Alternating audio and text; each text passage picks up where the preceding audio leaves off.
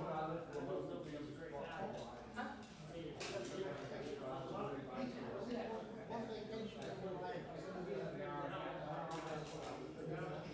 what is it, 7 flop lines now? We're down to 7, that's sure, we're down to 7 flop.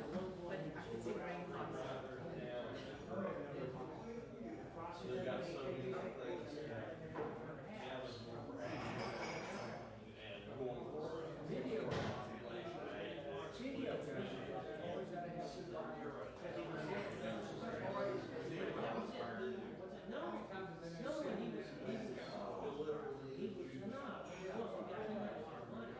but the guy was deciding but he got money really. He had women and one of the things for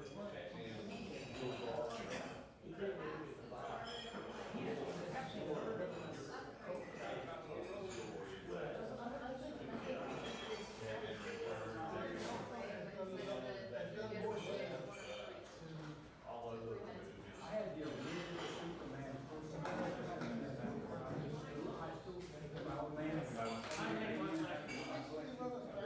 He threw them all away. He said they're throwing them out. Brian's going to take them off. They're not going to let some guy got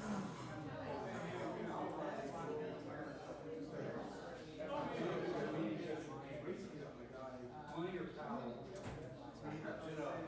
One of these video games that you play, to prove that I was here, but it really wasn't.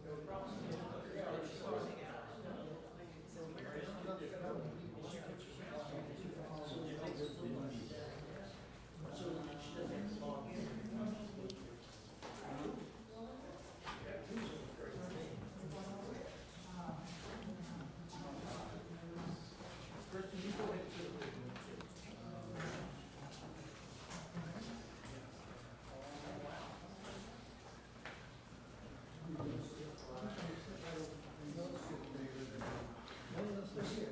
Good afternoon, everybody. Welcome to the air conditioning. Also, welcome to the Arkansas Society of Freethinkers monthly meeting. We're a nonprofit 501c3 organization devoted to building secular community and separation of church and state. Learn more about us at arfreethinkers.org or just by getting to know and chatting with the people around you.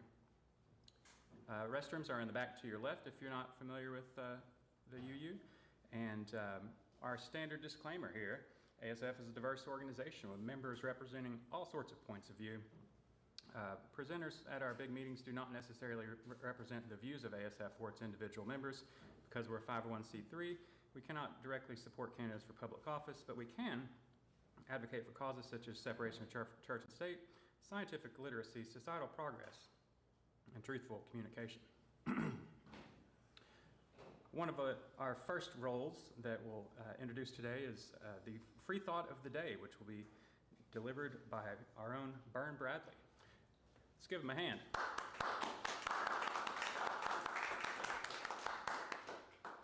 Thanks, sir. During I've picked this because of the year and the month.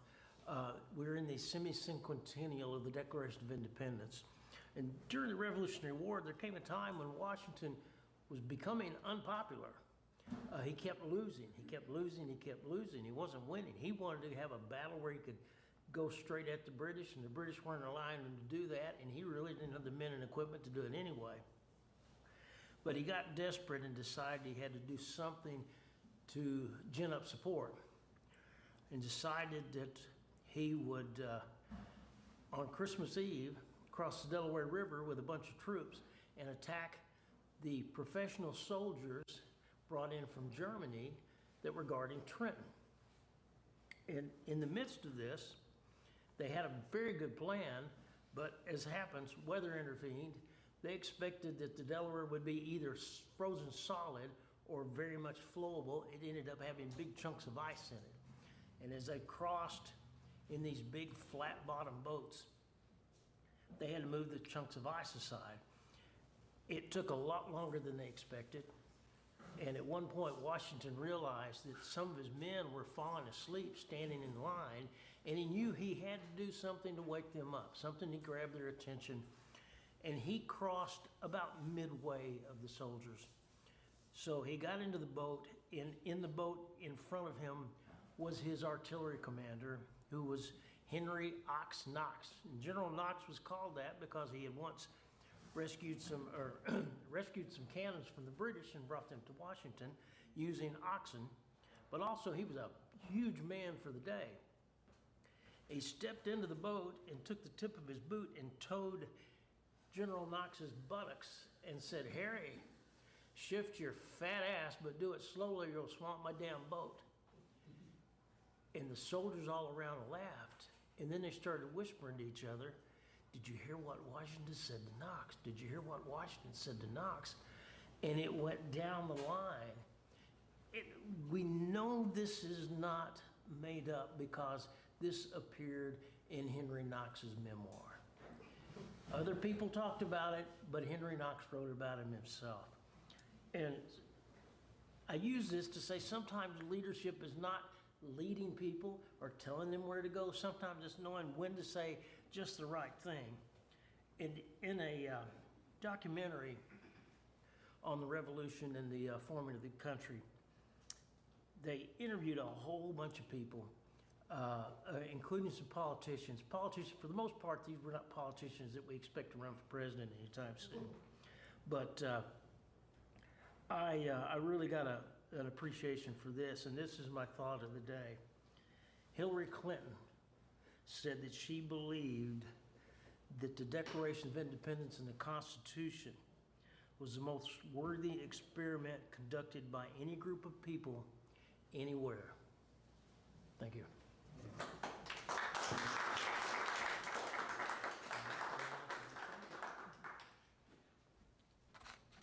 Nice work, Bern.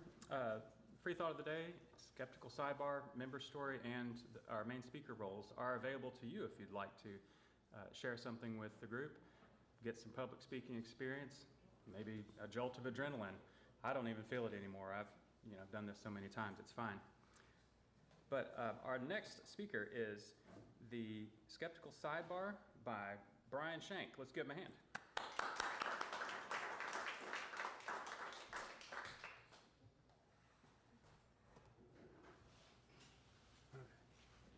Thank you. All right. So one of the things we do, the main thing we do with Skeptical Sidebar is we refute false claims. And one of my favorite topics to talk about is electoral reform issues and changing how we vote. So that's my topic today. Founding our laws on false claims can often create government policy that's ineffective or prevents proper change or fixing problems or is just flat out harmful. And I think this is one of those areas where this happens a lot, is with electoral reform. So today I want to talk about false claims about voting systems. And there are false claims made by state legislatures and a lot of voters about voting systems. I think that's doing a lot of harm and preventing a lack of positive change. What I'm going to talk about specifically today is a claim made about an alternative voting method known as ranked choice voting. Or previously it was known as instant runoff voting. So a little bit about voting methods. We don't have to vote for only one candidate. There are other voting methods that allow you in multiple ways to give an opinion to multiple candidates on the ballot. And the point I want to make is when we use this vote for one rule, I think it's really harmful. It creates a lot of downstream harm, a lot of toxic ripple effects. And so a lot of people are advocating for alternative voting methods to try to reduce some of the negative impacts of a vote for one rule. I think a lot of those ripple effects are so extensive and far-reaching, people don't see them, and they don't realize they're even there. What is ranked choice voting? Well, what happens is candidates rank I think I left the line out on this. The first line there was supposed to say, well, I guess election officials use rankings to mimic a runoff system. So what voters do is they rank the candidates in order of preference. And those preference orders are then used by the vote counters to do a sort of an instant runoff format. And so the candidate gets the least number of votes, first place votes, is eliminated, they reallocate votes, and they keep going through this process until somebody gets 50%. And that 50% concept is supposed to reduce spoilers. And the chance that, in essence, the wrong candidate is when it wins due to vote splitting on spoiler scenario. At the end here, what I'm saying is that this gets at the whole issue. The purpose of an election is ostensibly to elect the candidate most preferred by the overall voters. That's what we're trying to do. And the idea is that ranked choice voting is supposed to improve the chance that that happens. State legislatures have made a lot of false claims about ranked choice voting, and based on largely or partly on these false claims, I think it's 19 states have actually banned the use of ranked choice voting in their state. So counties and cities want to use it, they're not allowed to.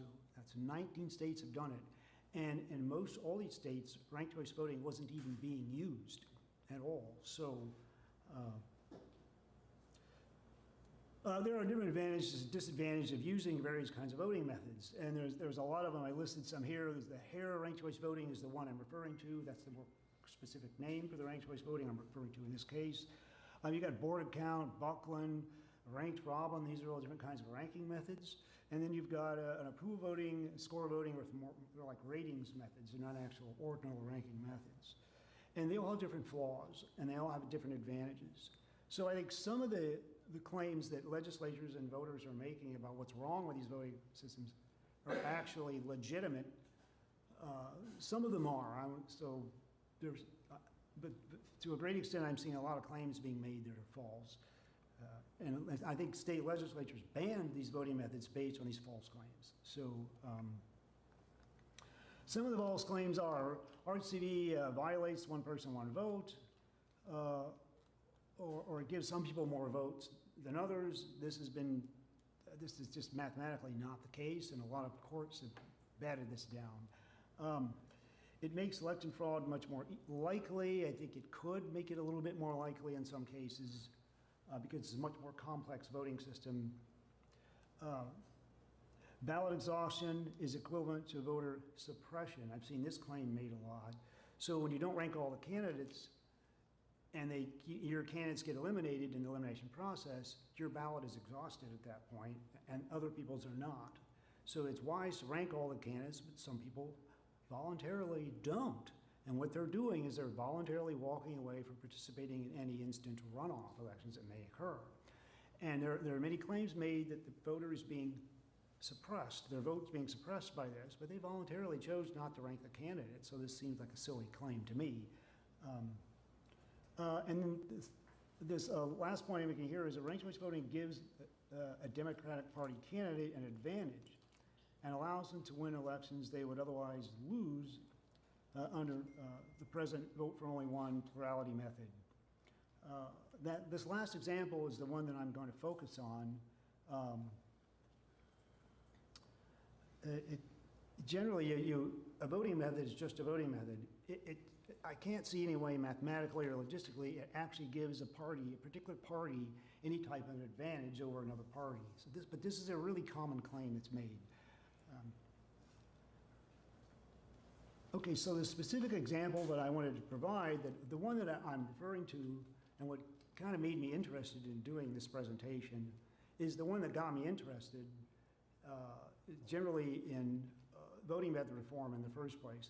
And that's a senator in Alaska. So it's Lisa Murkowski, who's a U.S. senator in Alaska. That's what we're going to talk about. But presently, they converted to a system in Alaska. I don't know if you've heard of this, a top four system. Everybody's thrown into one pile. The top 4 finishers in the first stage, so-called nonpartisan primary, they go to a second stage. The top 4 go to a stage in November. And in that November election, they use ranked choice voting for those 4 candidates. So you can get several Republicans and Democrats running against each other in this system, because it's kind of a nonpartisan system. Many people believe that the party primaries are very harmful, and there's a big problem with how they function today. And that's one of the main points I wanted to make, is that they can do a lot of harm in a sense. I think they harm the representative nature of our government, and a lot of people believe that, and they can probably give you actual wrong winner outcomes. And so this was a reason for Alaska to propose this change. It was actually proposed in Arkansas at the exact same time by the same people here as it was in Alaska. Our signatures for that proposal were deemed invalid, so it wasn't even voted on in Arkansas. But in Alaska, it got through and it passed. And it has survived one repeal attempt, and it's going to be, there's another attempt to repeal it again in Alaska. But in Alaska, voters, I think, from what I've read in some of the sources I've found online, about 60, 65% of the voters there do not identify with either major party. And that's really a unique state, far more in Alaska than any other state in the country, which is one of the reasons I focus on Alaska when looking at electoral reform. So the false claim that's being made is that RCV, ranked choice voting, allowed Lisa Murkowski to win on her last election in 2022, election she would have otherwise lost. And I'm counting, this is big pants on fire false kind of statement, okay? So anyway, so if you look at these numbers more specifically, I guess I don't have a pointer. Let's see, can I point to the, you can see the pointer. But the round 2 numbers here is they do the eliminations. So these are the 3 major candidates. There are others. There's a person named Buzz Kelly on the left there who withdrew. But there's write-in candidate, which is ridiculous. I don't know why they have a write-in candidate for this system. It makes no sense to me. But anyway, the thing that you have to look at is Chesbrough is a Democrat. You'll see that all the people that ranked a second candidate after Chesbrough, almost all of them ranked Murkowski. So in a regular plurality election, they wouldn't have the chance to rank Chesbrough first. They would probably just vote for Murkowski, almost assuredly. So and Murkowski got the first place to begin with, there's really no way to claim that under plurality voting, the old system, she would have lost. So there's no way to claim that ranked choice voting allowed her to win an election that she would have otherwise lost. But I've seen this claim, I don't know how many hundreds of times. If you type in ranked choice in a search feed for Twitter, Lisa Murkowski's face comes up repeatedly for years. And they just say for years now, I've seen lots of claims from people saying, oh, she lost, or she would have lost under plurality system. And there's some grain of truth to that I want to talk about. There's no evidence that a spoil scenario occurred, by the way, either. So the analysis of the data shows you can win by a spoiler under ranked choice voting. This can happen, and it happened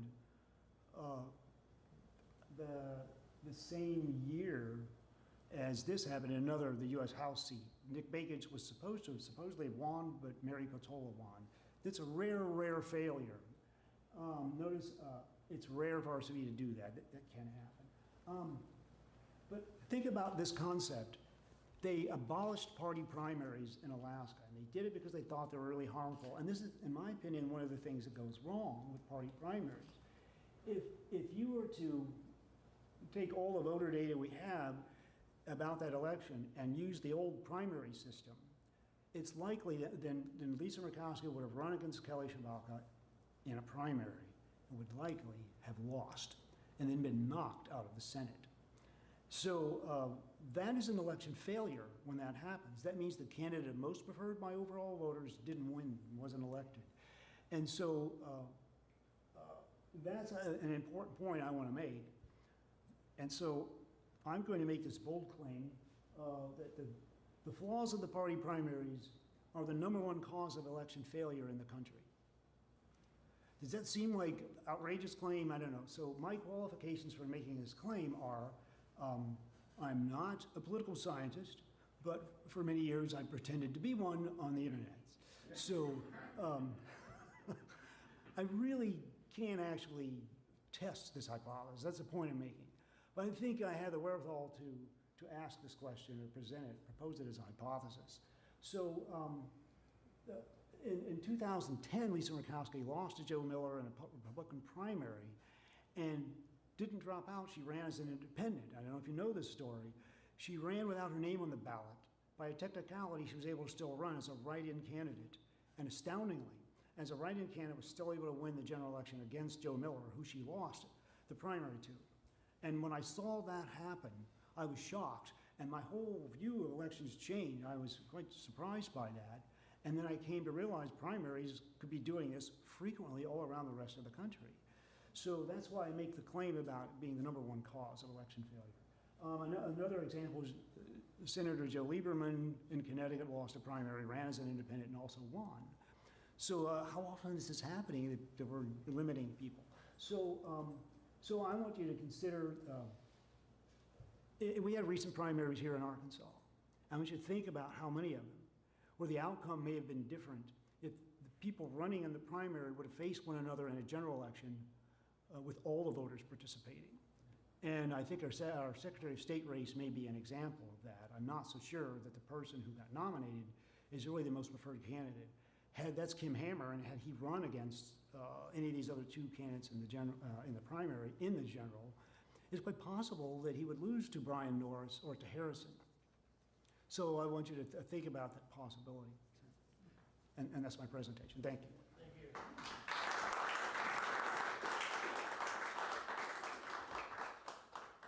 Nice job, Brian. It really makes you wonder if the party insiders are, you know, the reason why when you go up to vote, you're left with a bunch of unappealing choices oftentimes. Our next speaker is Member Story, where we tell a story from our lives, get to know somebody, share something about ourselves, and our Member Story is being given today by Jeff. So if everybody will please give Jeff a big round of applause and step right up to the hot seat.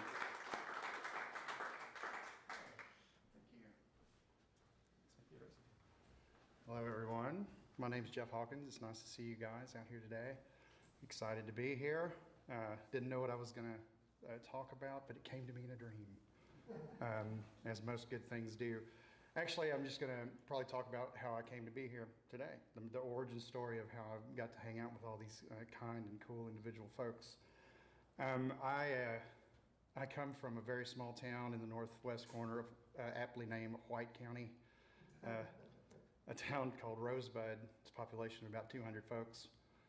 I spent my first 18 years of my life there, where the only real difference between the folks is which Protestant church you went to, you know. And there were many, you know, for the population, there were quite a few folks. The high school is about 600, or K through 12, 600 people. So it's a pretty small group, and that's where, you know, I was raised Southern Baptist, and still recovering. The time that I got into high school, started studying science and mathematics and things like that, I started getting the pensive skepticism of, oh, you know, maybe some of this stuff that I'm being told isn't necessarily based in fact or anything fundamentally true. So upon graduating, I was very fortunate to go to the University of Central Arkansas, where I was also accepted into the Honors College, and thus began what I would consider my deprogramming. We hear a lot about, you know, higher education programming our children, and no, it's quite the opposite. And especially that intense, the core classes in the first 2 years of the Honors College really started me down the road to what I think is now healthy skepticism. The first day of Honors College, we sat down and Norman Rick walked us through the first 2 chapters of Genesis, which I had been exposed to dozens of times in a Southern Baptist church, but I'd never heard them quite the same way. I'd never realized that they are two quite independent stories. In one, God physically touches and does things physically. In the other, he speaks things into existence. You know, I'm told that scholars think that one of these might be from a female perspective, could quite have literally been written by a female. My little Southern Baptist mind just, you know, erupted with strange endorphins, I'm assuming. It was very, very unnerving, you know, to be confronted with something that I've been told is the truth, and it's the singular truth. Not only is it not true, the first 2 chapters of this book are a dichotomy. And not only that, you get exposed to the fact that, oh, guess what? Christianity isn't the only religion with a star baby, you know? The exposure through the search for yourself, you know, you have to actually defend what you believe. You can't just parrot back what you've been taught in Sunday school for the years that you've been there. You had to establish and argue and defend. And that expanded into the search for community, where you had to go find a group that you are not a part of and research it and present papers on it. So you're exposed to something that you are not a member of. Multiculturalism, philosophy, you know, some wonderful things that you just don't get in a Rosebud high school education. There's no possibility of it. So I'm very fortunate that I was able to matriculate through there and expose to some of Dr. Harvey's lectures as well. So I'm excited about your presentation today. But after I graduated, you know, life kind of went on, and the more that the world started changing towards this, you know, Christian nationalist type of push that we have in our society, I started really fumbling to try to find those same voices that I had in the honors college. And so I got involved with the Alumni Association so that I would be, you know, back with my cohort and be able to speak freely about such things. Another thing that the honors college did instill in me was being able to be what's called an active listener. I'm not just waiting for my turn to talk. I'm listening to what you're saying, trying to empathize with your position and understand you. Because if I can't understand you, then how can I, you know, persuade you one way or the other? Especially if you're wrong. So finding that community of active listening and to be able to share thoughts freely without fear of condemnation for just the lack of understanding got me back there. And I was at an alumni event, and that's when I ran into a couple of people that I was coworkers with who I was surprised to see. And I was like, man, you know, I really miss this kind of community. And they were like, hey, well, there's this other community that might be kind of a fit for what you're looking for. And that's the Arkansas Society of Free Thinkers. So I'm very happy to be affiliated with you folks, because I do feel that this is kind of an extension of what we had in that community at Honors. I feel like people do share ideas freely here. I think that people do listen. I think that people do empathize. I'm also very excited that this group is not only, you know, that piece, but more, they are active and informed in their community and in the development of a cohort that's you know, kind of the bulwark against some of these things that we're encountering that are kind of scary, especially for a liberal democracy. So that's my story. That's how I came here today. I thank you for your time, and I look forward to being here for further discussion.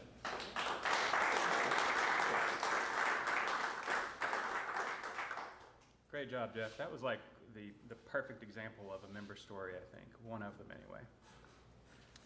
All right, moving forward, our main speaker for today is Dr. Charles Harvey, who will be joining us here momentarily. Let's give a warm ASF welcome.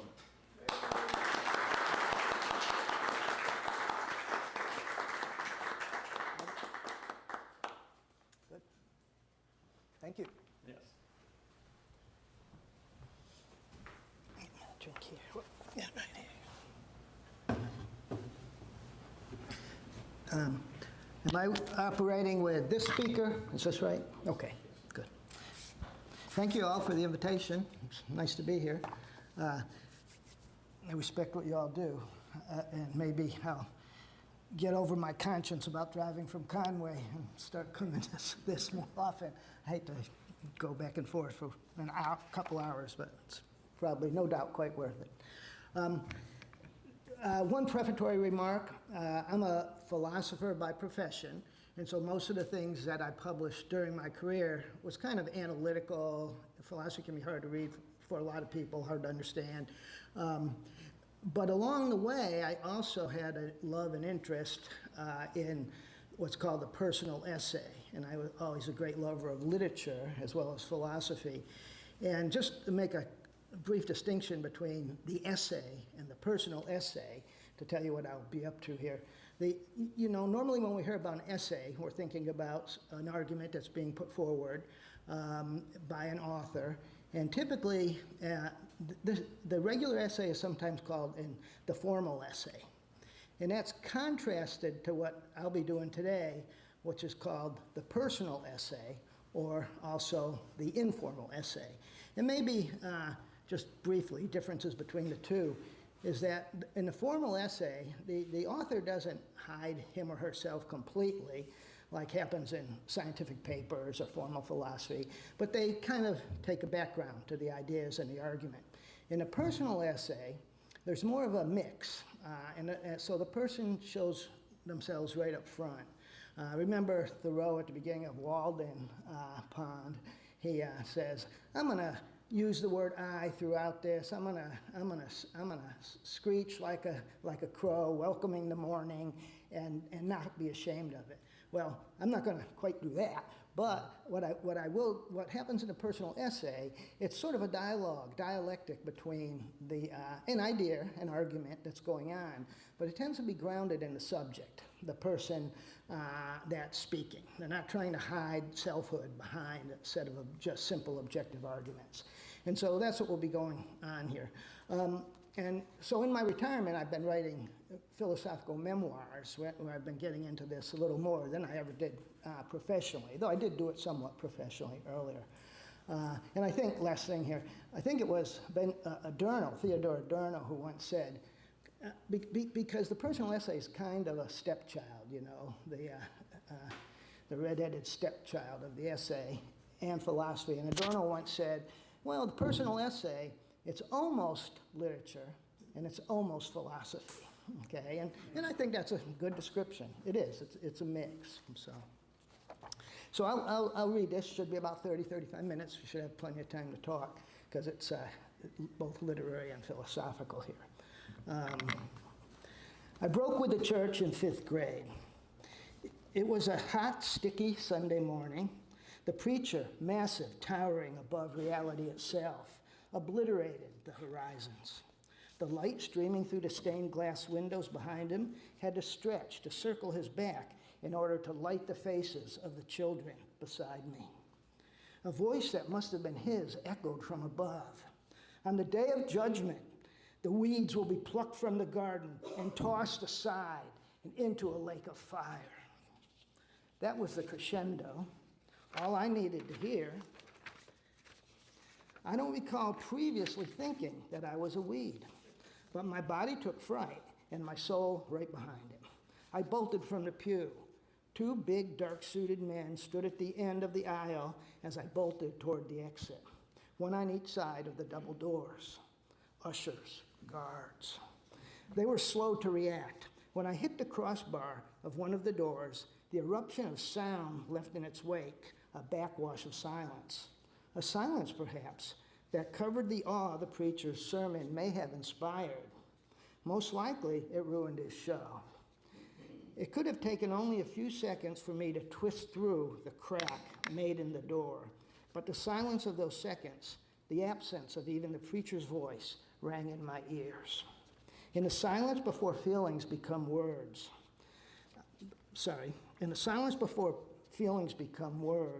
the preacher was surely condemning and is surely condemned. I think I was cast by that sermon into a bottomless pit of freedom. Now, 60 years later, I might honestly say that almost everything I've learned about religion has been tainted by that experience. I took to the woods, for a New England city boy whose primary rural life had been composed of imaginative variations on Huckleberry Finn, the piney, palmed, and rivered woods of Stuart, Florida, had mystical status even before I arrived. They had quickly become my second home, a crisscrossing maze of paths, shortcuts, and trails that were known in full only to children. That's where I went. I was in the woods before the guards even rounded the church. In 15 minutes, I was at our back door, which bordered the woods. I had easily outpaced the automobile confined to the winding roads. I would have remained hidden in the bushes and trees, but I needed to get to my father before my mom did. That day, I was a fast-flying weed. I banged on the door. He was surprised to hear anyone at the back door. Only woods were out there. When he saw me through the jalousie windows, tears streaming through sweat, his surprise became shock. "What's going on?" he asked. "Where's your mother? I thought you had gone to church." I explained, convulsively trembling as I gulped air. But the preacher shouted at us that on the day of judgment, we would be cast aside, thrown into a lake of fire. "God's going to do it, Dad. He said so today. The preacher said so."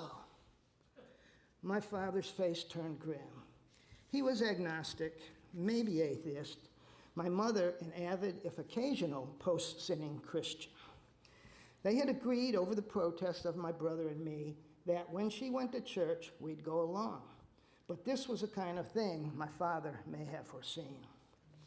When the car pulled into our driveway, the two guards up front, my mother and brother in back, my father charged into the yard. The guard on the driver's side was starting to get out of the vehicle when my father slammed his door shut, almost taking a finger. He lurched back from the window, expecting a fist to follow. "You perverted bastards, want to see some weeds plucked from the garden?" my father shouted and laughed at the same time. He was out of control. Happy now, black sheep of a New England Irish police family, Boston, an Irish mafia pit bull, broken free from inner city Boston, and now in metaphysical, ethical rage at what he perceived to be Southern stupidity. "Just step out and you'll see it happen, you sorry sons of bitches. So excited about Judgment Day, about judging somebody, anybody but yourselves. Step up and we'll cast a new judgment." My father's behavior surprised these holy Floridians. It seemed to scare them a little as well, but surely not so much as their boss had scared me. While my father was talking to my brother, the usher on the passenger side was rolling up windows and locking the doors as quickly as he could. Simultaneously, he was shouting to his buddy, "Wake the hell up! Let's get away from this demon." My mother had started to protest when my father shook his head no. And he asked my brother, "Do you want to go anymore?" My brother shook his head no. "Let him out," my father said, looking from my mother to the ushers. Before my mother had a chance to move or talk, a guard had unlocked the door. My brother jumped out, followed by my embarrassed mother. And the car peeled from the driveway. As the car peeled from the driveway to the house, three of us, or perhaps all four of us, were now partners in trial and trauma. Section 2. There are 8 sections here. Sometime later, after my escape from the eternal gardener and his fiery pit, I was lying in bed reading, and as he occasionally did, Dad tossed me a gift he had picked up on his wanderings. Sometimes something would catch his eye. He would decide that one of us needed it, and unceremoniously, as he walked past, he'd toss it on the bed of the child for whom it was intended. Nietzsche's Thus Spoke Zarathustra, the book that would make me strange, troubled, and confident. Perhaps because he had had to quit school after 9th grade to help feed his family, my father was a voracious and indiscriminate reader, and always unsatisfied learner. His bookshelves were lined with everything from Debbie Does Dallas to Diderot, from Porn Park Playground to Plato, from the Constitution to the Koran. Though my mother didn't approve, I'm not sure if it was the Koran or Porn Park that was the problem, We all had full access to all of those books. Take your guess which was the most dog-eared. It wasn't the Cran. There is much I don't know about my father, even less that I know of his mother and father. I do recall, however, the many times he stretched out his hands for me to see his almost gruesomely enlarged, swollen knuckles. Those nuns were tough bitches, he'd say, but they knew how to teach. And if you don't learn what they told you to, they'd tell you to lay out your hand. They'd use a ruler, and it wasn't for measuring. This got you learning, you can bet your ass. Inner city boy, sorry. While this pedagogical method would find few advocates in today's universities and colleges of education, my father always told me the story with a tone of grudging respect. Those nuns, he'd say, could get you to memorize anything. And he did indeed have a prodigious memory, of which he always seemed proud. So who really knows why any one of us takes the lessons we do from our early trials and traumas? My best guess with my father is that the deep lesson was a lifelong love of learning, mingled with an even deeper and somewhat ambivalent distrust and disdain for the church. After a few failed attempts to penetrate the beast on my own, Dad read Zarathustra to me with laughter, gusto, and joy. Even in my confused readings, I had felt a sort of magical power spring from the pages of that book. This is by Friedrich Nietzsche, from the pages of this book, a liberating freedom and joy, the likes of which I had never before encountered, except in the irreverent thoughts of Huckleberry Finn. I sensed that a strange and powerful spirit inhabited those pages, and while I still didn't understand them too well,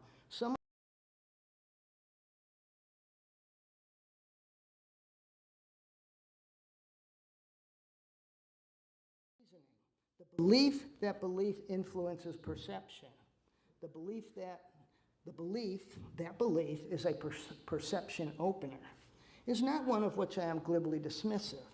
What we believe and expect can indeed influence what and how we perceive things. But this understanding can, of course, be applied in reverse by the atheist to the theist as well. If it is true that our beliefs and assumptions cause us to miss things we would otherwise see, then it is equally true that those beliefs and assumptions might warp and distort what we see and even blind us to some seeing. For this reason, there are no beliefs that should be quarantined from critical, reflective scrutiny. And it is also why any and all beliefs should, when possible, be subjected to testing and critically reflective analysis. I suspect that the consistency of my father's thoughts and behaviors versus the disconnect between what my mother preached and what she did pushed me in the direction of my father's perspective. While there was surely the conditioning of habit, love, and respect there, it was tempered and laced by reason and reflection, at least I wish to believe. So a few final examples of the non-religious side of my heritage. So in this paper, I try to move from my father to myself and then to my daughter. My father was no metaphysician, nor did he ever seem metaphysically inclined. He was more like a debunking social scientist. He found his reasons and causes in the world, based on experience as much as on reading or research. I'll mention only two other instances that I recall of him talking about religion. Once when my mother told him he was going to hell, he promptly replied, "Big deal, I'll meet there somebody I know and liked, probably more than if I went to wherever you think you're going, sweetheart. In either direction, I'll meet plenty of bastards I don't like as well." I immediately liked this idea, but it took me some years to fully ferret it out, logically. I would say now, if A loves B and B loves C, but A despises C, and some instances of this hold in all of our lives, then how could all three of them be in heaven without some hate and disdain? Either A will be unhappy to be around C, or B will be unhappy to be without C, especially if B knows that C is burning in the fiery pit. No doubt the loves and hates I had already harbored, imaginatively transposed to some of the loves and hates of others that I loved and hated, sorry about that helped me see this before I could do the syllogism. Nevertheless, my father commented, people are modeled mutts, not black or white. Wherever I go, if I go anywhere, I'll meet someone I know. At the post-funeral gathering following my maternal grandfather's burial, a preacher had cornered my brother and me in our den. At my mother's bidding, no doubt. He was taking advantage of the Todesangst, the death anxiety and death trauma in children. And with great earnestness, he was telling us about the church, God, and the keys to heaven beyond. After one look at our faces, my father sat down next to the preacher. Quietly, but with deadly seriousness, he said to the would-be steward of his children's minds, the only thing you have the keys to is the shit house. Go to it now and sit there, or get out of my home and never come back. Owing perhaps to some this-worldly danger present in my father's body and voice, the preacher put up no protest. He made a few goodbyes and never returned. My father grinned at my brother and me and said, they're all a bunch of crooks. Some take your money, some take yourself. Watch out for them. Now, I should add in here that my father's suspicions and prejudices were not confined to the clergy alone. I heard him say almost the same thing about politicians. Now, happily, and to my pride, even though he's long dead now, I never heard him say anything like that about people of color or people of diverse sexual orientations. It was the preachers and the priests, I think, that he had it out for. Section 4. And wrong to universalize it the way he did when he said all, but we all come from a particular background. Section 4. When my students ask me, what did your parents believe, Dr. Harvey? I tell the truth. I think that the dirty logic of life will help them think through their own issues better than purified philosophical logic alone. And I find the question particularly compelling because the ligio, L-I-G-I-O, at the heart of the word religion, this is the beating heart of real and living religious belief.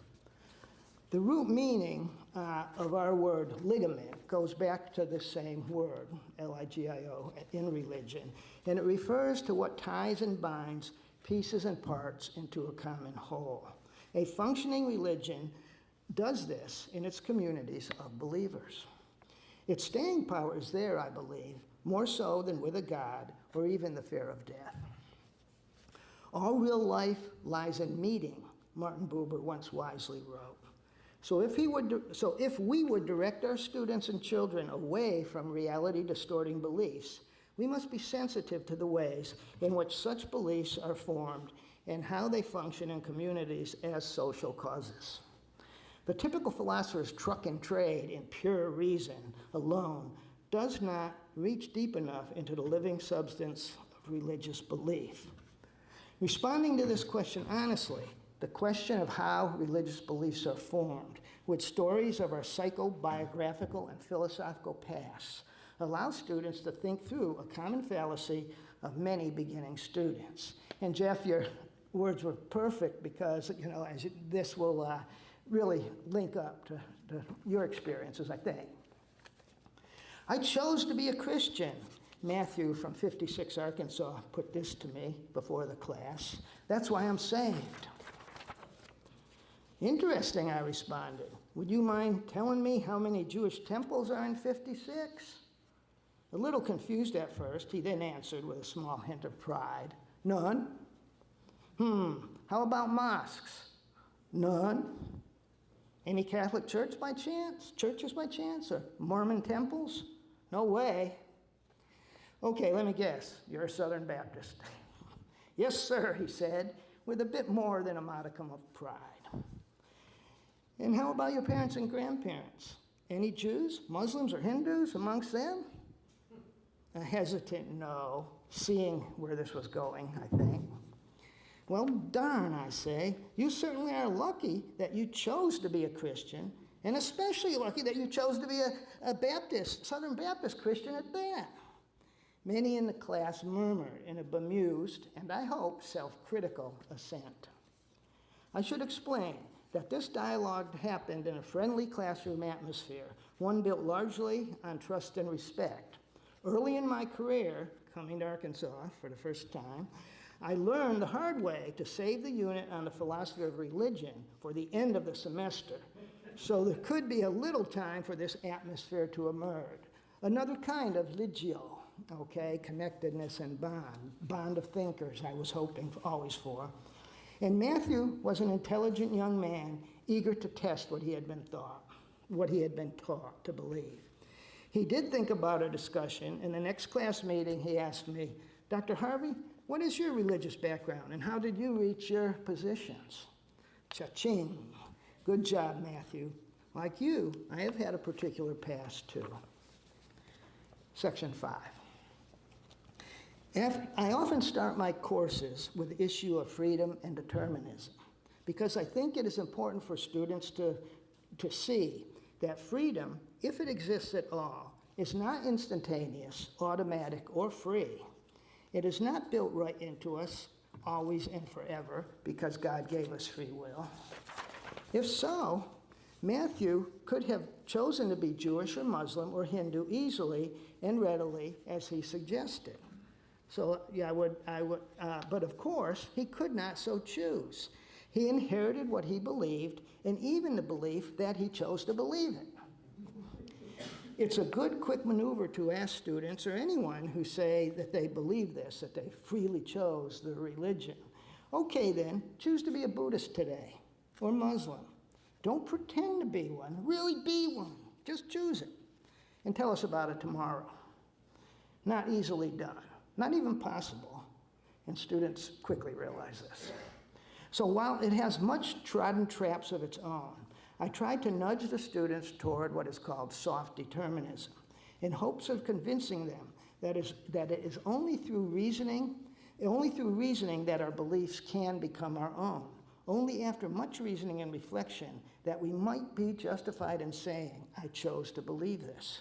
But to say it in a way that recognizes the roles of social connection, reasons, and reflection in a slow, gradual, often painful, and always partial construction of an autonomous self.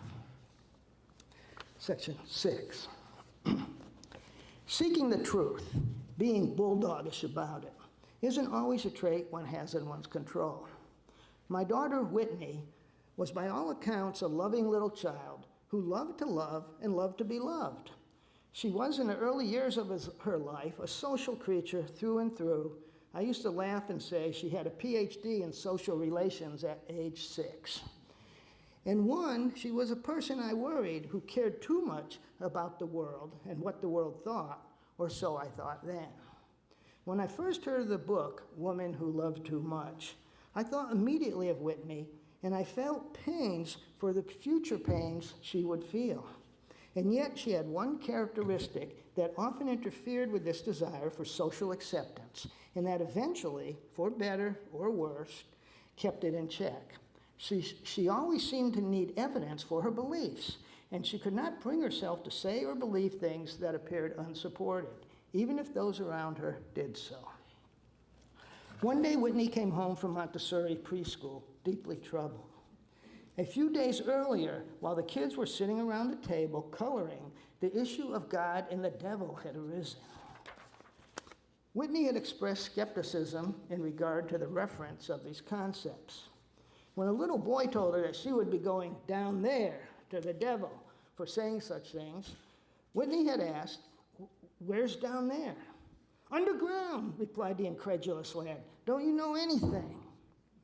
"At the core of the mantle," Whitney inquired, still coloring, unaware now that she was dealing in high metaphysics. The boy was confused.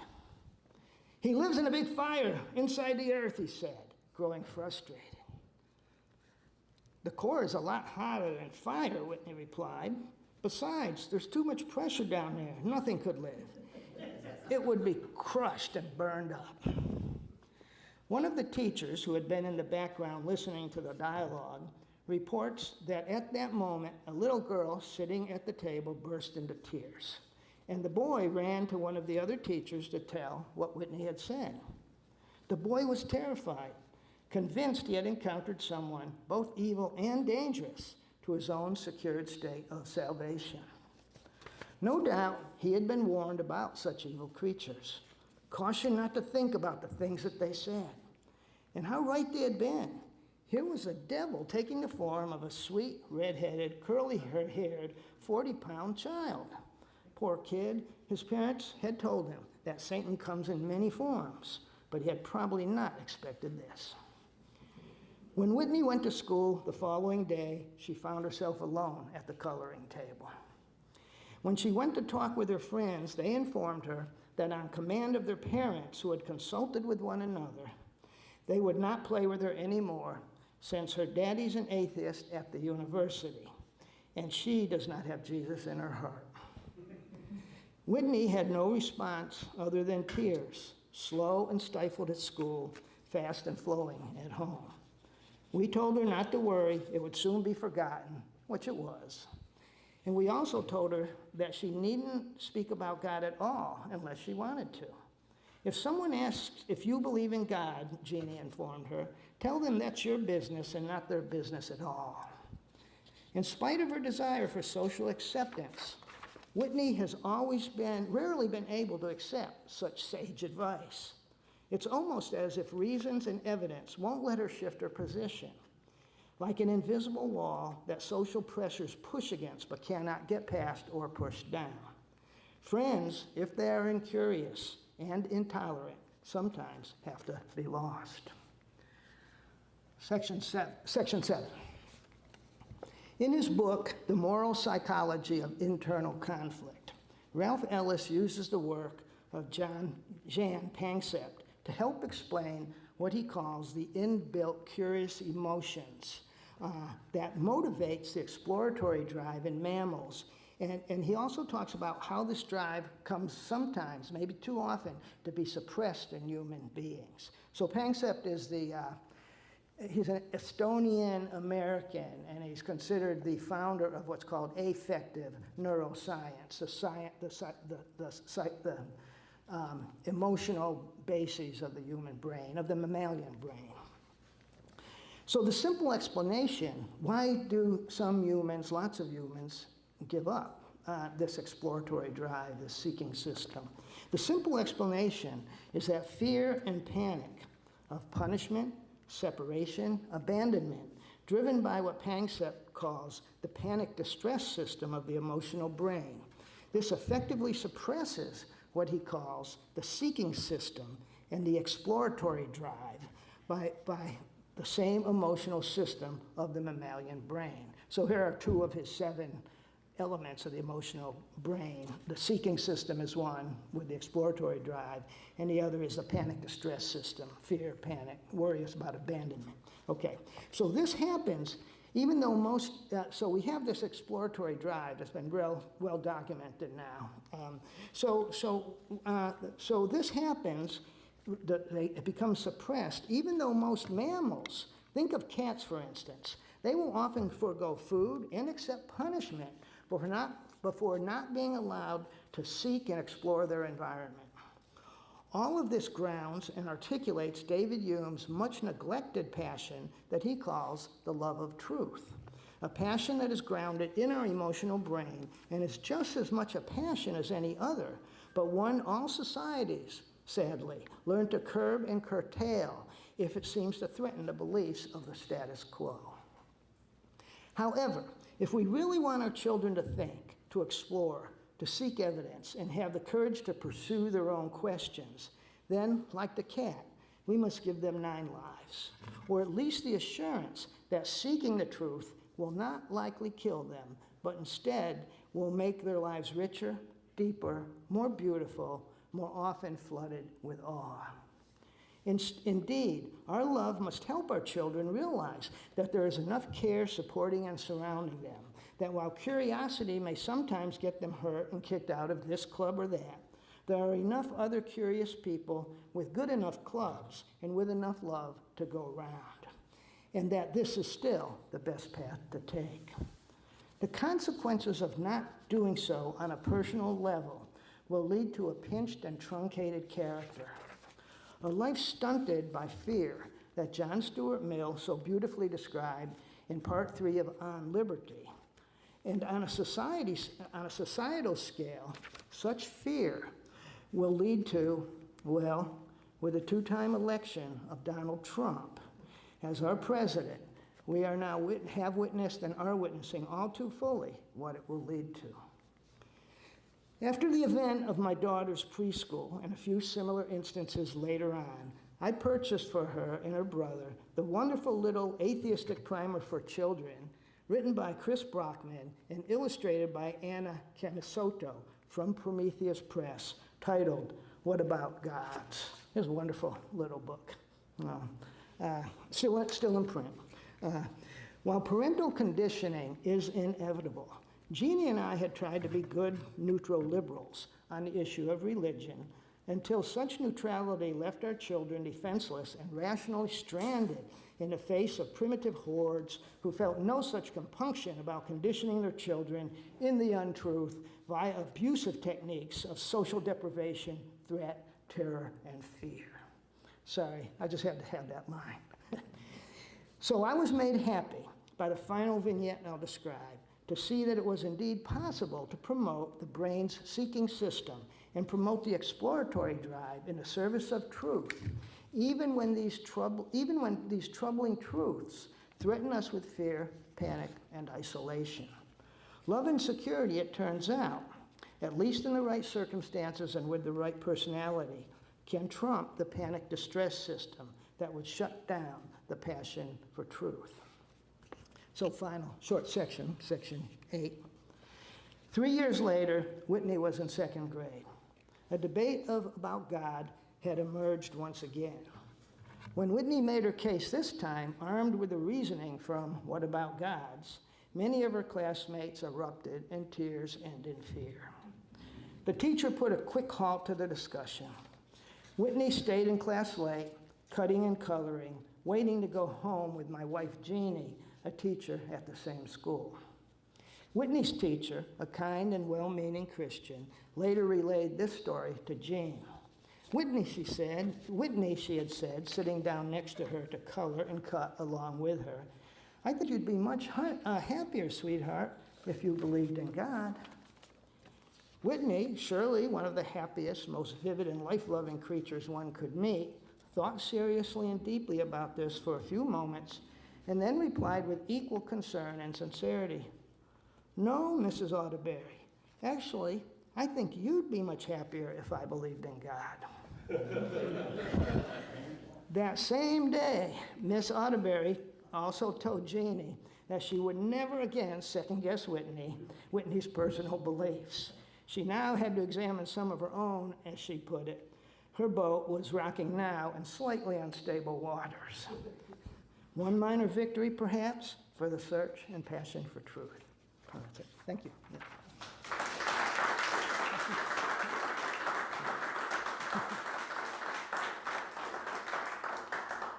anybody has any questions, I'll pass the mic over to you so that everybody's voice can be heard. It's not really a technical presentation to have technical questions, Right. It's but I made up one anyway. okay. Good. Glad to have a philosopher here, first of all. When we talk about the contradictions, and we talk about,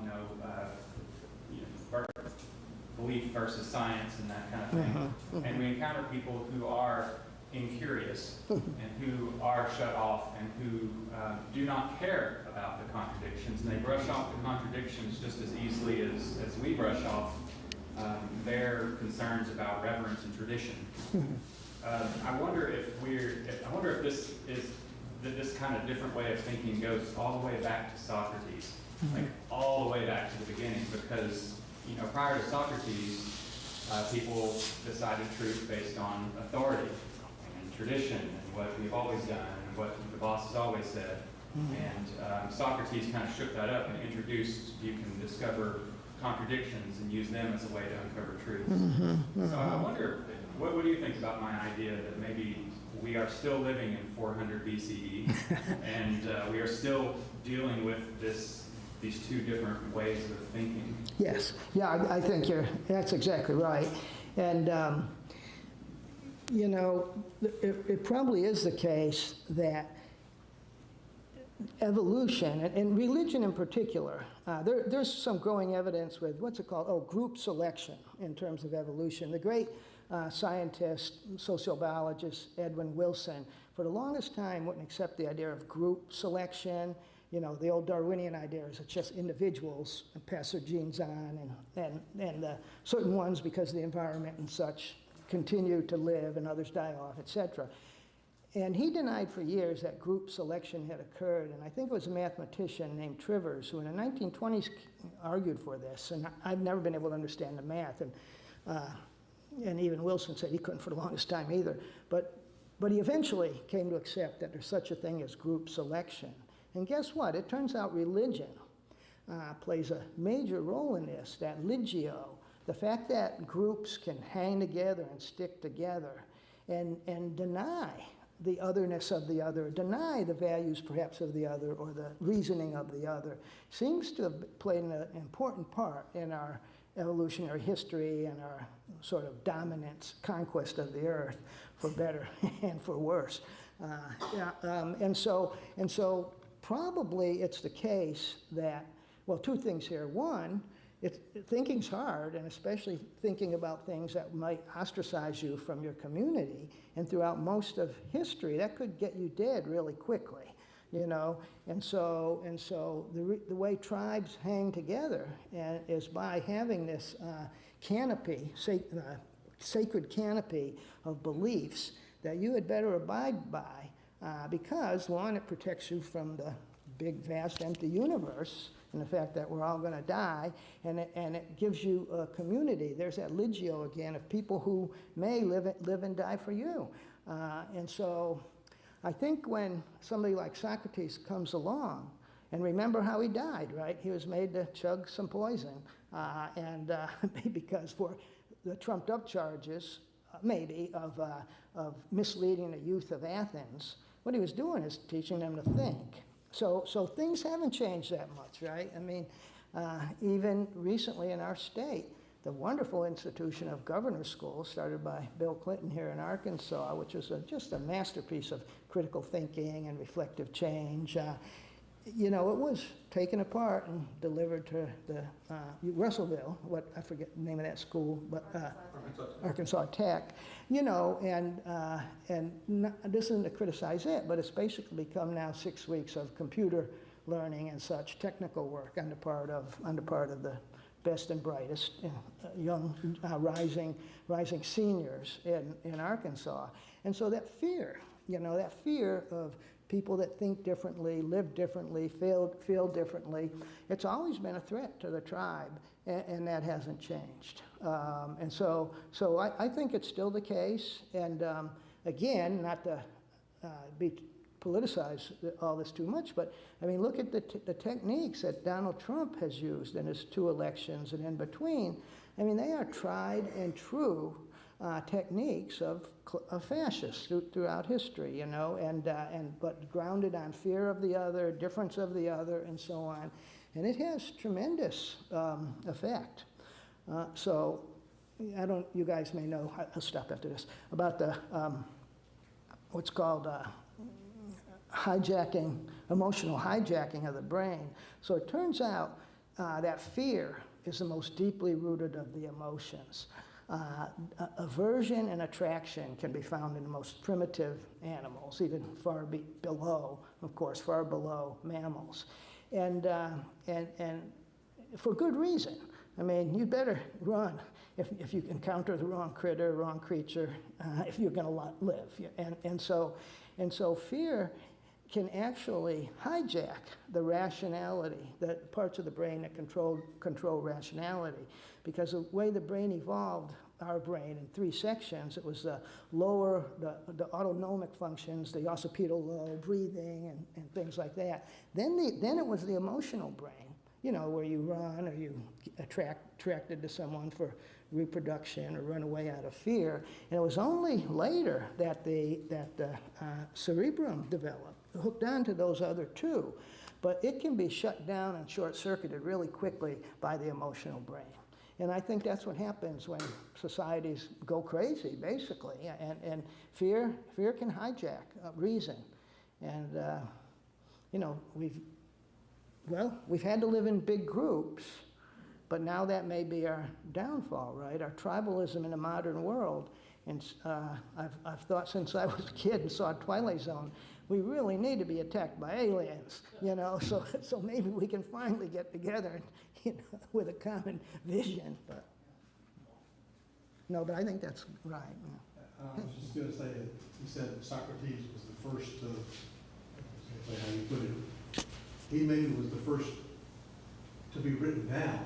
But I mean, 50,000 years ago, as best we can tell, humans were just like we are today. They thought had the same mental capacities. They just didn't have the technologies that we have today. So I think all these things have been going on for at least 50,000, if not maybe several 100,000 years, maybe even a million back to non-modern humans. Probably had some of the same conflicts that we have today, I would assume. I don't know if there's any evidence or that we could ever have evidence of what they thought. That doesn't survive well in fossils. Yeah. And even Socrates, we think, couldn't read or write, but Plato could, of course, and so he recorded for us what Socrates said. But I think that's probably right. It's also the case that, you know, humans, of course, we do have to be in a tribe, and we have to have some kind of community. None of us are beyond that, in spite of what Aristotle thought at times and Nietzsche at times. But so we're part of a community. But the lucky thing about us, I think, is we're also unsettled. Heidegger had this word, Unheimlichkeit, not being at home in the world, or being unsettled or uncanny at times. And I think no matter how, and this is why when I talk about the primitive hordes, you know, and conditioning their children, I don't think anybody totally forfeits the exploratory drive or the seeking system, because I think humans always are ill at ease at times. Sometimes it works just right, and our self fits into society like a key in a lock. But also, everybody's experienced that ill at easedness, that uncanniness or unsettledness with the group. And I think life is, even now, it's still that struggle, you know. How can I fit in? How much can I fit in? How much should I say, hell with it, I'm getting into another club, or, you know, whatever. And I think that's been going on for quite a while. But, you know, Socrates is a great initial hero, I would say, for the Western world anyway, to say he was ready to die for it. Don't know if I would be, but, you know. Sorry, guys. We recognize that the human brain is not a completely efficient logic and reasoning mechanism. It's pretty good, better than anything else we've seen, but we do have cognitive deficits, cognitive faults, subject to cognitive error. That's right. And it seems to me that one of the goals of philosophy and science is to try to figure out where are those holes, where are those areas where we as human beings can look and not see, where are those places where we as human beings can look at something that's not there and see it. And so, I guess that I've read some philosophy, not enough, but it seems to me that a big part of philosophy is figuring out where do we go wrong and how do we fix it. Is that just comment? I mean, does that sound reasonable? Well, I think it's perfectly reasonable and right. And so I use the 2 examples of my father, or when he said they're all a bunch of crooks, the clergy and politicians. And I was too young to know this, but of course that would be called the fallacy of overgeneralization. Yeah, there's a lot of crooks in those ranks, but probably most of them aren't crooks. Most of them are good, well-meaning people, you know, both in the clergy and in the political world. At least I used to think that. What we've got to learn more and more is how to reason. And one of the biggest dangers is universal overgeneralization, you know, which my dad was doing in those cases. Oh, he helped his kids, or some would say he hurt his kids. But I think that's right. Logic and using it to ferret out what's going on, trying to get it right in terms of reasoning is extremely important. First, I'd like to say that my argument is always religion is the first form of schizophrenia. And then Krabinsky's semantics seems to be part of your speech here. And did you mention E.O. Wilson? I did in our comments here, right. And I like his book, Cusilius. Yes, that's a great book, yep. It's a beautiful book. Yeah. Yeah, he's really good, yeah. I'm a fan of his, sociobiology and so on. I'd like to extend this concept just a little bit about the dichotomy between individual truth-seeking requests for truth versus the social survival advantage. The group selection, I think, is profound and it's very important consideration to think about how we all got here and how we came to be who we are and what we are. But I think it kind of comes down essentially to the fundamental question of which is more valuable, survival or truth. There are those that would seek out truth to their own ill ends, including Socrates. Curiosity killed the cat. Yep. At the very least, quest for truth can be sort of agnostic or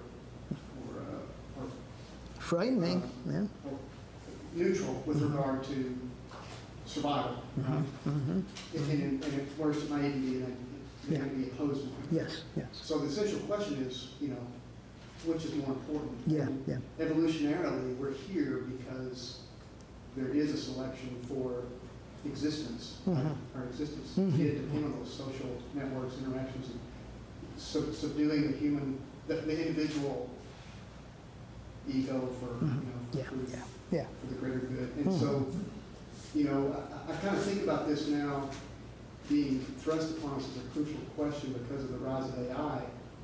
AI is not emotional, right? That's one distinction between its intelligence and ours. Somehow we feel things that a machine can't, I assume. And we're not quite sure how that all works, but there's a potential that AI could pursue logic and truth to our demise and maybe its own demise because it does not feel something that's self-preserving. It does not place that as a value. And I don't think we can really say philosophically whether existence or truth is more important, but operationally, existence has become more important because that's what got us here.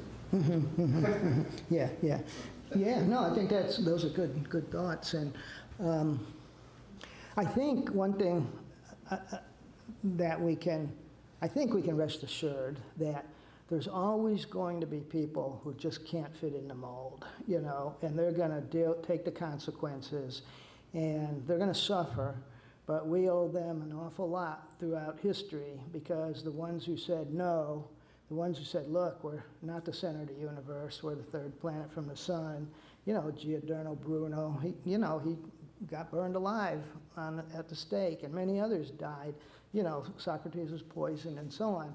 But the contribution of those people is really tremendous overall, and we find out too late very often and they're important. I'm inclined to think that because even identical twins don't have the same consciousness. They have distinct consciousnesses, and they may have a lot in common, but I think there's kind of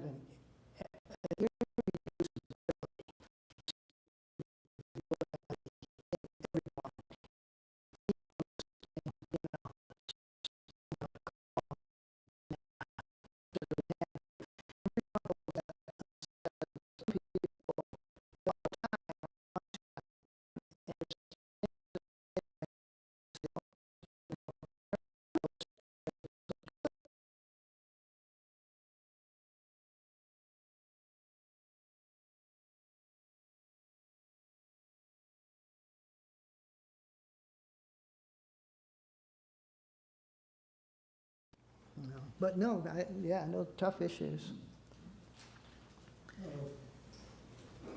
I was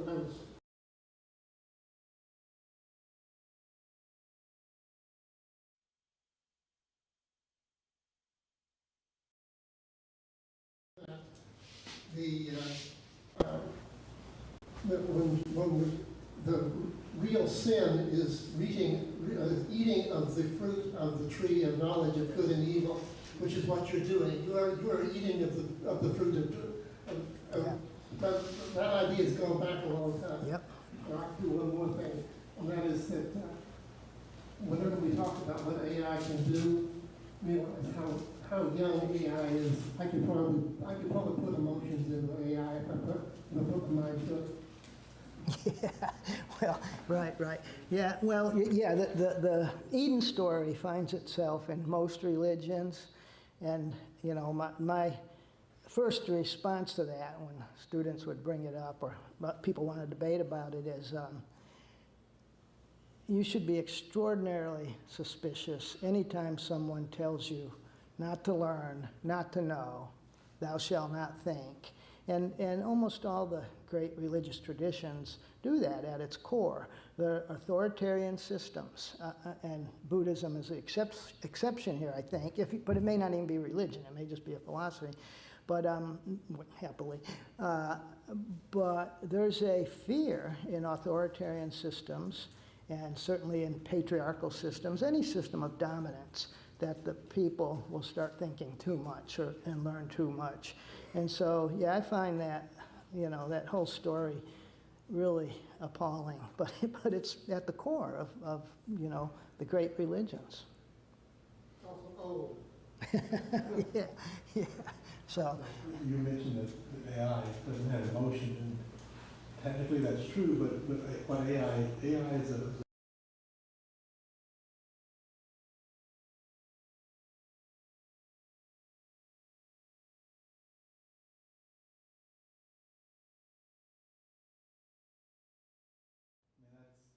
some people look at the human brain that way. Now, some people claim that no, there's some kind of a spirit in there, and there's not any scientific evidence of that, and that's up to interpretation. But maybe AI at some point, now the larger language models, LLMs, right now are something on the order of 3 orders of magnitude smaller than the number of neurons in our brain. So they're pretty tiny by comparison. But that's going to change. Eventually they will become our size and bigger, and maybe at that point they will really be emotional, just like we are, because they have come to our level. I don't know. But, you know, it's funny that Aristotle is known for saying, man, he said, by nature desires to know.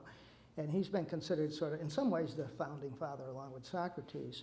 But I've argued for years that, this isn't a plug for the Ulysses movie, but I've argued for years that I don't know if humans by nature desire to know. They also desire not to know often. And I said, the one we got to worry about is Ulysses may capture our nature, you know, better than Aristotle's rational man, which means, you know, we know how to lie, deceive, and I've often thought that when computers can start to lie, which they are starting to do, by the way, that's when we need to be worried. Because what's so important about lying or deceiving is it's not just a straight rational act. To tell a lie, you have to have some awareness that the other has a mind. And then you have to say something that's going to lead that mind astray so it doesn't follow the path that it was on, or to get it off the truth track, or maybe the false track. But we're calling these hallucinations now in a part of our machines, the AI. But it may be that it's starting to display some of the traits that I think are really worrisome. The ability to deceive, and there's a number of documented instances of this.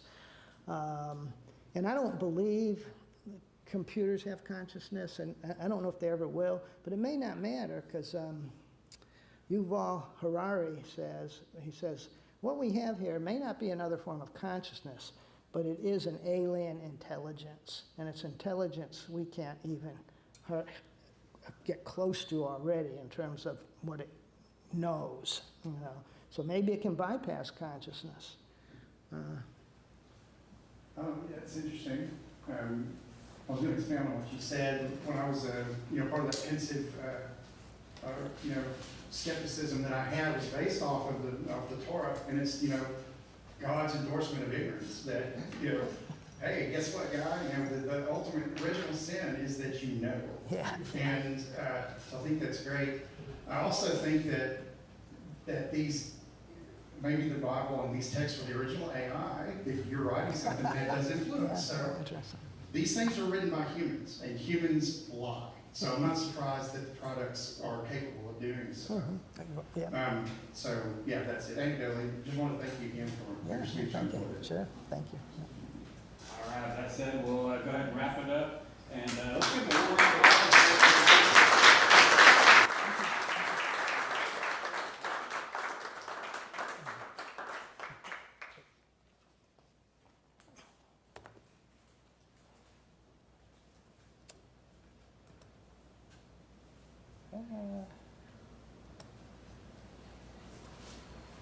Did that wrong. Shocking.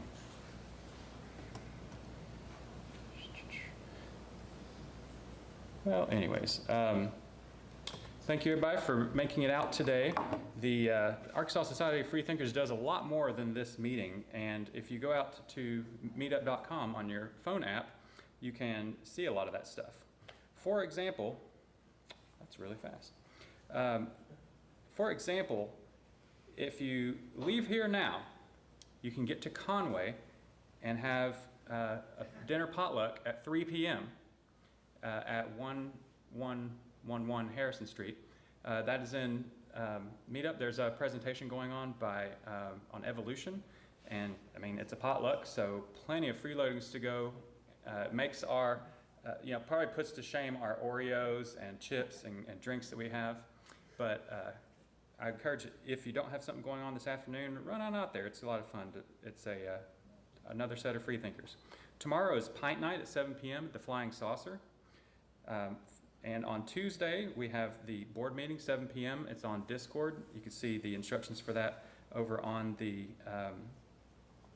on Meetup. On next Sunday, the 26th, we've got the book club talking about the greatest sentence ever written. The book is the greatest sentence ever written. So if you're thinking about getting into a book club this summer to beat the heat, that would be a great one to get into, and a great book to listen to read. And it's a short one this time, added bonus. On Monday the 27th, we have the fourth Monday Discord chat night. So we have Discord meetups on the second and fourth Mondays of each month. And then we begin August, and the cycle starts all over again with first Tuesday, August the 4th, over at American Pie Pizza. Second Sunday, Cantina Communion is the second Sunday of the month. That's August 9th at 6 p.m. at Cantina Cinco de Mayo on Stagecoach. And then we have on August 10th another Discord get-together. So, plenty of stuff to do. If you're connected, you can just get the Meetup app on your phone, or just go to the website on your computer, search up the Arkansas Society of Freethinkers, and you'll see the whole calendar right then and there. We also have the calendar back there on the back if you just want to snap a picture with your phone and take care of it that way. So, all the presentations that you saw are opportunities for you. We need speakers to do the free thought of the day, skeptical sidebar, member story, and the main presentations. So if you'd like to come up and express what you have, if you've got a thing in your field that you need to debunk, and if you'd like to be a part of this, please meet up with one of us officers and we'll get you on the calendar. All right. Does anyone have anything else we need to go over? I have a question. I've seen references to the Socratic Cafe that at once upon a time was sponsored and still shows as sponsored by cows, but I don't see it on your schedule, and so I wondered where the Skeptic Society was with that, or had you guys abandoned that? Oh, Socrates Cafe is actually run separately from us. That's a different organizer than Arkansas Society of Freethinkers. Now, at one point, we had it on our calendar kind of we had to figure out a way when a third party is organizing something that we want to be a part of, how do we put that on our calendar? And we arrived at, put an asterisk before it and note in the description that it was organized by a third party. And we just haven't been posting that on there. But yeah, Socrates Cafe is recommended to anyone. He came up a lot in today's discussion, which is why I was curious. Yeah, it's a good reminder. Well, there is a schedule just like the one here for several different libraries. I think it's going to be at Fletcher on Wednesday. I'm not 100% sure, but I think that's when it's going to be. Rudy Ripple sends out an email, and I've got his email, so if somebody wants to get on his email, I can send him an email saying here's somebody else that wants to be on there. And you need to understand beforehand, though, that most of us are not Socrates, but it's still a lot of fun. I think Socrates meets at Terry Library on the third week, Wednesday. That may be right. Fletcher is the fourth week. I think you're right. I think you may be right. Yeah. And it's no longer really sponsored by the library, so you do have to actually contact with Rudy or somebody else to join, who's a member. Okay, thank you. A wealth of knowledge. All right, everybody. So I've talked about we could use volunteers in any facet that you might have, any talent, any skill, no matter what it is, can be applied to building a community of freethinkers here in Arkansas. I have yet to be challenged on that, but if you have a skill or set of knowledge and whatever you have that cannot be used to build secular community in Arkansas, bring it to me, challenge me with it, see if I can come up with an application. All right, everybody. Feel free to mingle afterwards. We've got snacks in the back. If you don't eat the Oreos, I have to. So tear into it, and thank you for coming.